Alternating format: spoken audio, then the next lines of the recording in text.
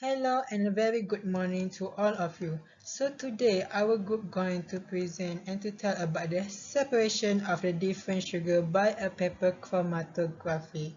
So if you take the course of CHM256, you will learn it on the chapter 6.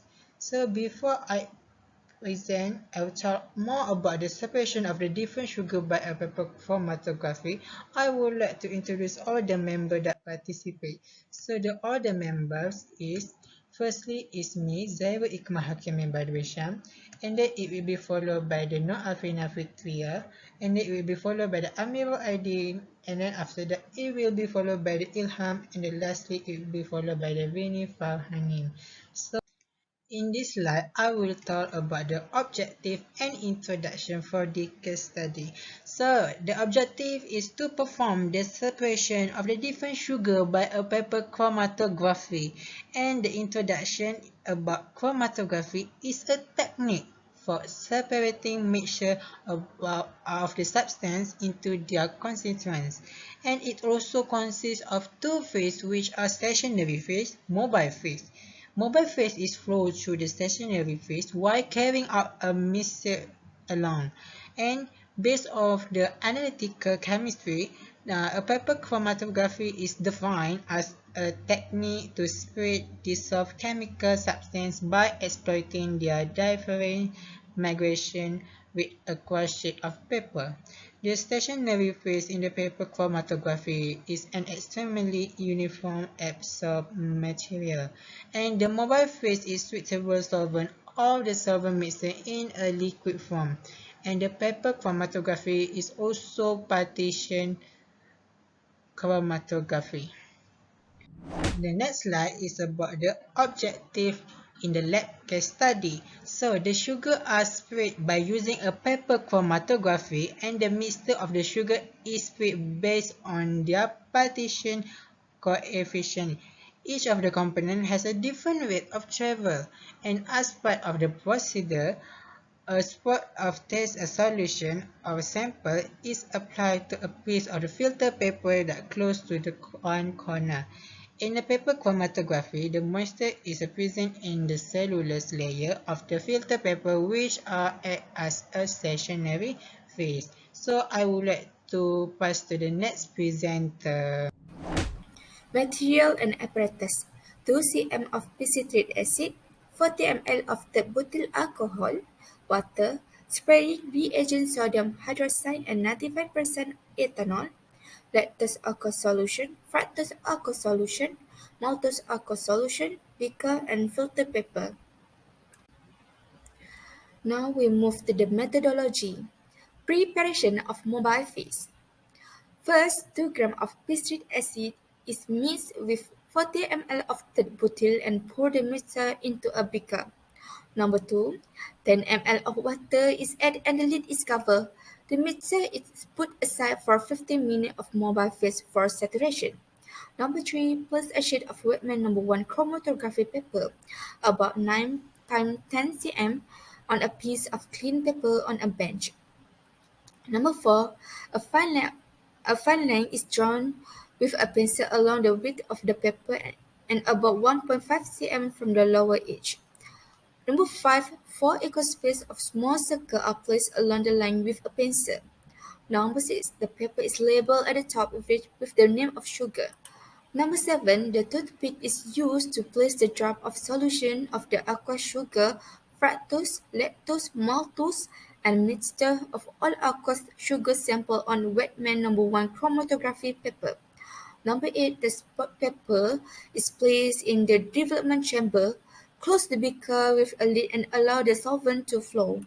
Number 9, the paper is removed and is dried after 1/3 development.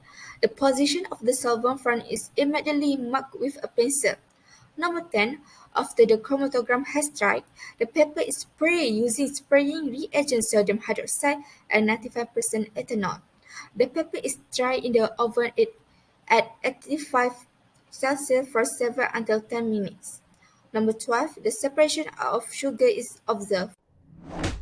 This is the picture for the paper chromatography for the result for glucose, fructose, maltose, lactose, and the mixture compound. Okay, from this table, the sample for the glucose, the color before derivatization is colorless, while after derivatization, the color is brown. So you can observe that the glucose was present. It is same for the sample for fructose, maltose, lactose, and the mixture compound, where the color before derivatization is colorless and after derivatization is brown.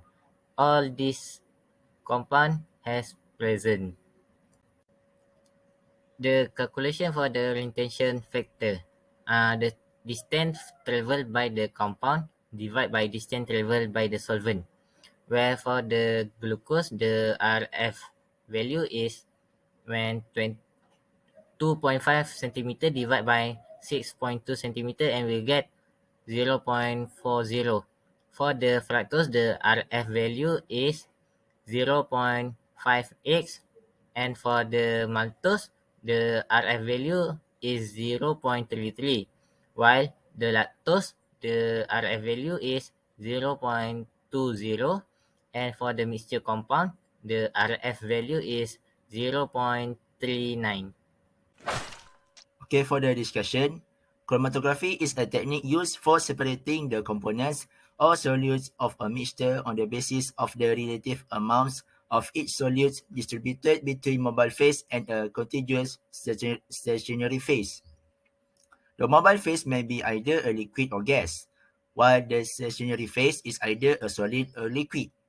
All types of chromatography contain a stationary phase to absorb or absorb the mixture being separated, and a mobile phase which passes over the stationary phase and compete with it for the constituent of the mixture. From the video that we have chosen as reference, it was about the separation of sugars by paper chromatography. The paper chromatography is partition chromatography. In partition chromatography, the solid move between the mobile and stationary phase, which are both liquids and will be partitioned on the rates of solubility. The mixture of compounds was separated based on the partition coefficient. The, the compounds which are more soluble in the stationary phase will travel slower, while the compounds which are more soluble in the mobile phase will travel faster. In paper chromatography, the retention factor, which is RF, is used to compare and help us to identify the compounds.